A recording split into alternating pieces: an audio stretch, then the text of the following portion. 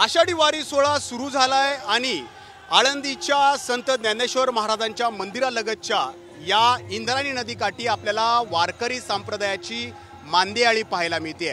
कालच जगद्गुरू संत तुकाराम महाराजांच्या पालखीचं प्रस्थान झालं आणि पुढच्या काही तासांमध्येच संत श्रेष्ठ ज्ञानेश्वर महाराजांच्या पालखीचं प्रस्थान होणार आहे। तत्पूर्वी आपण ही इंद्रायणी काठी कशा पद्धतीनं वारकऱ्यांची मांदियाळी झालेली आहे हे या ठिकाणी पाहतोय।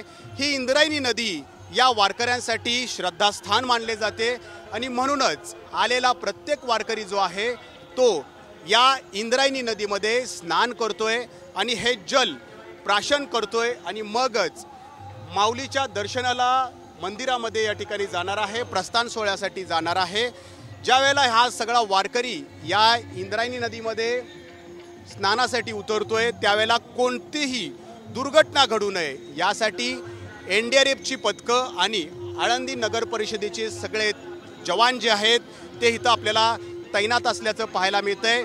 मी आत्ता ज्या बोटीत आहे ती एनडीआरएफची बोट आहे आणि अशाच एनडीआरएफच्या 4 बोटी इथं तैनात आहेत। नगर परिषदेची सुद्धा 1 बोट, अशा 5 बोटी इथं तैनात आहेत आणि त्यांच्याकडून या इंद्रायणी काठी नजर ठेवली जाते, कोणतीही दुर्घटना घडू नये यासाठी खबरदारी घेतली जाते। सोबतच पोलिसांचा सुद्धा मोठा फौजफाटा या ठिकाणी या इंद्रायणी काठी आणि आळंदी नगर परिषदेच्या सगळ्या परिसरात आपल्याला पाहायला मिळतोय।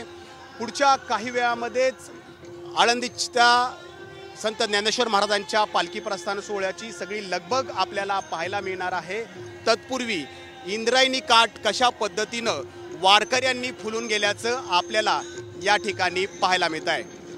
कॅमेरामन अमोल गवाळेसह नाजिमुल्ला, एबीपी माझा, आळंदी, पुणे। एबीपी माझा, उघडा डोळे बघा नीट।